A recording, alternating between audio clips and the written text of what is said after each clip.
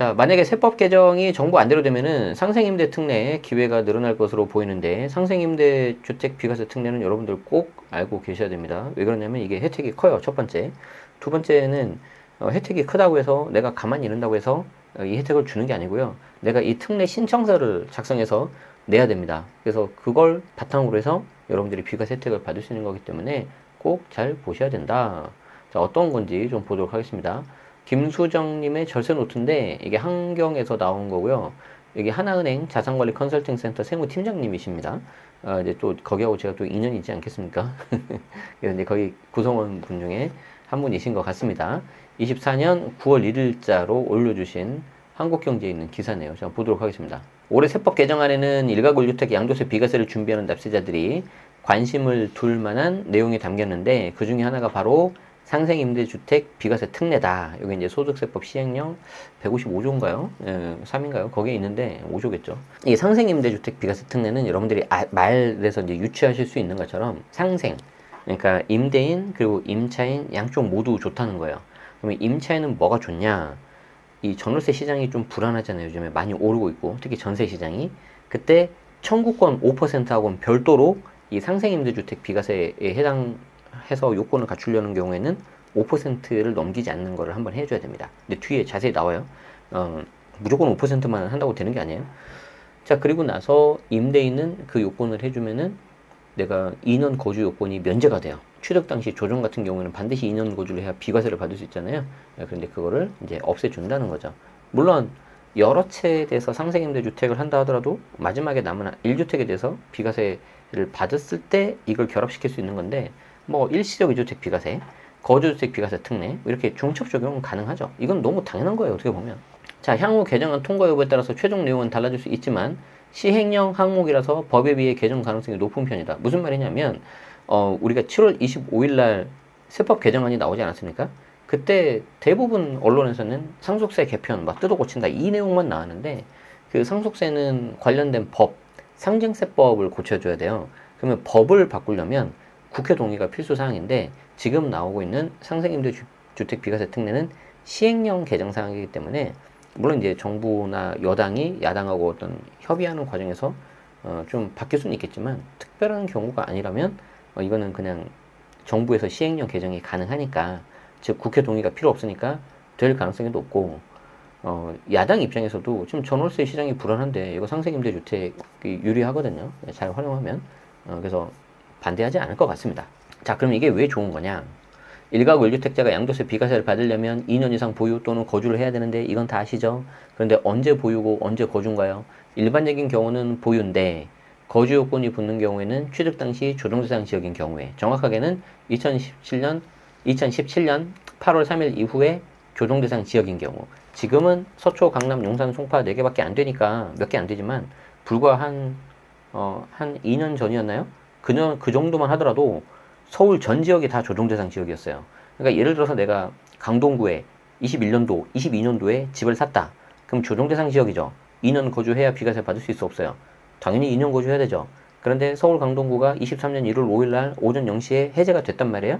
그러면 거주 요건이 사라져 안 사라져? 안 사라져요. 이건 다 아시죠? 자, 그렇기 때문에 그런 경우에 내가 세를 끼고 사서 거주를 안 했다면 비과세를 못 받는데 이 녀석을 하면 된다는 거지. 만약 임대 등으로 거주하지 못할 때 비과세를 위해서는 상생임대 특례를 활용하면 되는데 임차인과 상생임대차 계약을 맺으면 거주 요건을 면제받을 수 있다. 자, 그럼 여러분들이 조심해야 되는 게 뭐냐면 이걸 보고 나 그러면 상생임대차 계약을 맺으면 되네? 그 뭐 상생임대차 계약 뭐 양식이 따로 있는 건가? 그게 아니고 그냥 일반적인 전월세 계약서, 임대차 계약서를 쓰면 되고요. 나중에 특례 신청서를 내야 돼요. 그런데 상생임대차 계약이 뭐냐면은 직전 임대차 계약 대비 5%를 넘기면 안 되거든요. 그러니까 뭔가 기준이 있어야 될 거 아닙니까? 5%라고 한다면 이 기준이 되는 게 직전 임대차 계약이고 요 직전 임대차에서 다시 5%를 넘기지 않아서 임대차를 맺어야 상생 임대차가 되는 거예요. 그러면 직전 임대차가 뭔지를 알아야 되겠죠? 이때 직전 임대차가 뭐냐면 중요한 게 있습니다. 자, 여기서 정말 별표 5개. 해당 주택을 취득하고 나서 1년 6개월 이상 임대차 계약에 따라서 임대를 해야 직전 임대차가 돼요. 해당 주택을 취득하고 나서 1년 6개월 이상을 맺어야 임대차 계약이 된다. 자, 그러면 내가 세를 끼고 집을 샀습니다. 그러면 그 세를 끼고 샀을 때 그 당시에 임대차 계약은 뭐 직전입니까? 상생입니까? 아무것도 아니죠. 그리고 그 세가 끝났을 때 다시 내가 임대차 계약을 맺어야 그게 직전이 되는 거고, 그 직전에서 최소 1년 6개월이 지나서 5%를 초과되지 않는 선에서 맺어야 상생이 되는 거예요. 그래서 반드시 이거를 여러분들이 꼭 구분하셔야 된다. 그런데 표정들을 보니까 좀 이렇게 헷갈려 하시는 것 같은데, 예를 들어서 지금이 24년 9월이지 않습니까? 자, 세를 끼고 매수했다고 합시다. 소위 말해서 갭 투자를 한 거죠. 세를 끼고 매수했는데, 그럼 이때 이제 기존 임대차 계약이 있잖아요. 기존 임대차는 내가 취득하기 전에 했잖아요. 취득하기 전. 취득 전이기 때문에 아무 뭐 직전이라든지 상생이라든지 아무것도 해당이 안 돼요. 아시겠죠? 자, 그러면 이 세를 끼고 산 물건이 예를 들어서 24년 11월 달에 만기가 된다. 그리고 이때 내가 이제 임대차 계약을 맺는 거죠. 임대차 계약을 맺으면 이게 바로 직전 임대차가 되는 거예요. 자, 그러면 직전 임대차는 어떻게 되냐? 반드시 취득을 하고 그 다음에 해야 돼요. 그리고 1년 6개월 이상을 해야 됩니다. 근데 보통 우리가 2년 하니까 2년으로 해볼까요? 자, 그러면 2년 지나서 어떻게 되는 거예요? 26년 11월이 되면은 이때 또 임대차 계약을 맺을 거 아닙니까? 그러면 이때 임대차 계약을 맺는 거를 이거를 상생이라고 하는데, 이때의 상생은 직전 대비 5%를 넘지 않아야 된다. 그렇게 돼 있어, 조문에. 그러니까 5% 초과를 안 하면 되는 거예요. 그러면 나는 상생을 할 수 있는 거죠. 자, 그럼 어떻게 되는 거예요? 26년 11월이니까 이게 끝나는 28년 11월 이후에 매각을 하면, 비록 내가 취득 당시 조정이라서 거주를 해야 되지만 이때 거주 요건이 없어도 된다는 거지. 그래서 원래는 이 상생 임대차를 24년 12월 31일까지 했었어야 되는데, 이게 이제 연장을 26년 12월 30일까지 하려고 하는 거죠, 정부가. 그래서 꼭 이게 요건이 되는지 안 되는지 그걸 잘 보셔야 되고요. 많은 분들이 착각을 하는 게, 내가 새 끼고 샀어요. 그리고 그 다음에 만기가 되니까 여기서 이제 5% 올리는 거죠. 아무 쓸데 없어요. 5% 올려도 되고, 5% 하도 되고, 시세대로 해도 되고, 아무 상관없어요. 직전이니까. 그럼 생각을 해보세요. 왜 이게 그럼 상생이 되냐? 임대인만 좋은 거 아니냐? 그렇지 않아요. 예를 들어서 내가 새 끼고 샀어요. 근데 지금 전세가가 오르니까 24년 11월에 재계약을 하는데, 임차인 입장에서 이제 너무 오르니까 청구권을 쓸 수 있는 거잖아요. 그렇죠? 그러면 요때 청구권을 쓰죠. 5%. 이 5%하고 상생 5%하고 다르다니까? 그럼 이때 나는 청구권으로 5%를 쓰고, 그 다음 2년 지나서 또 5% 상생으로 내가 혜택을 받을 수 있어요. 그러니까 임차인도 좋은 거죠. 그러니까 상생이지. 저는 굉장히 좋은 제도라고 생각을 하고, 합리적이라고 생각을 하고, 요게 26년까지 연장되는 거는 뭐 충분히 좋다라고 생각을 합니다. 그래서 이 말이에요. 주택을 취득하고 나서 1년 6개월 이상 임대차 계약을 해야 되는데, 이게 직전. 그리고 요 직전 임대차 계약이 끝나면은 5% 이내에서 범위에서 임대차 계약을 맺으면 그게 상생.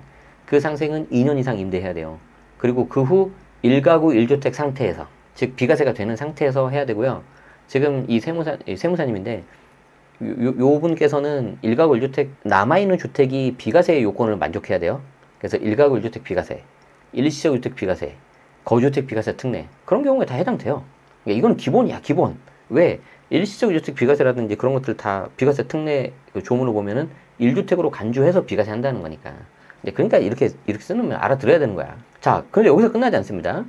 장특공 혜택도 있는데요. 장특공 혜택은 비과세면 원래 12억 이하면 별로 의미가 없는데, 12억이 초과되는 경우가 있어요. 12억이 초과되는 경우에는 그 초과분에 대해서 표 2 장특공 혹은 표 1 장특공, 표 1 장특공은 연 2%, 최대 30%, 즉 15년을 갖고 있어야 되고요. 2년 이상 거주하면 보유기간의 4%, 거주기간의 4%, 그래서 1년에 8%가 될 수도 있는데, 상생을 적용하면 2년 거주는 안 했기 때문에 보유 4%, 즉 최대 40%까지 받을 수 있어요. 그러니까 비과세도 가능하지, 12억 넘어도 최대 40%까지 장특공 받을 수 있지. 너무 좋은 거지. 그러니까 요건이 되면 무조건 해놔야 돼요. 주의사항도 있습니다. 직전 임대차는 주택 취득 후 새로 맺은 계약해야 돼요. 주택 취득 후 새로 맺은 계약. 아까 제가 말씀드리지 않았습니까? 직전 임대차는 취득 후에 해야 돼. 그러니까 여기에서 이제 별별 케이스가 다 나옵니다. 내가 매수를 하는데 예를 들어서 내가 9월 달에 매수 잔금이니까 잔금 전에 미리 쓰고 특약으로 명의를 바꿉시다. 날짜를 바꿉시다. 다 안 돼요. 잔금 전에 매도자랑 쓰고 매수자랑 바꾸는 특약을 씁시다. 백날 해도 안 돼요. 해석 다 나왔어요. 특히 얘가 만약에 분양권이다, 신축이다. 그럼 분양권을 준공하고 나서 내 돈으로 잔금 치른 다음에 임차인 구합니까? 그 전에 구하지? 그 전에 할 거 아닙니까? 인정 안 됩니다. 그래서 이런 사례가 어마어마하게 많기 때문에 여러분들이 이제 계약이라는 거는 다 케이스가 다 다르잖아요. 그래서 꼭 여러분들이 어떤 케이스 있는지 그런 것들을 보셔야 되는데, 한 가지 특이한 거는 주인 전세 있죠? 주인 전세. 새 끼고 매수할 때 주인 전세 곧바로 매도자가 임차인이 되는 경우, 그럼 이제 매매계약서에 특약을 쓰지 않습니까?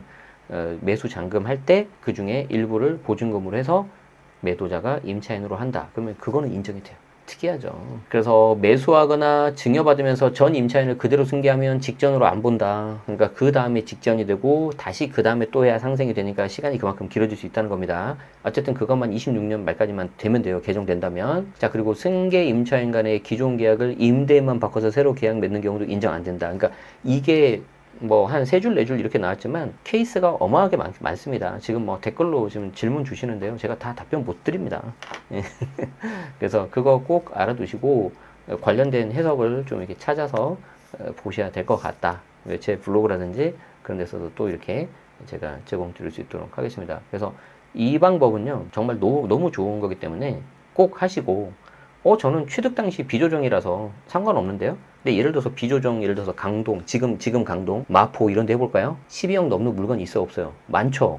그런데 내가 비과세는 받을 수 있죠. 보유만 해도. 그런데 표 2 장특공 그걸 받아야 된다니까요. 그래야지 세금이 더 줄어든다니까. 그러면은 상생을 만들어 두는 게 유리합니다. 나중에 기회 되면 제가 계산 사례 가지고 좀 해볼 수 있도록 하겠습니다. 도움 되셨다면 좋아요, 구독 부탁드리고요. 고맙습니다.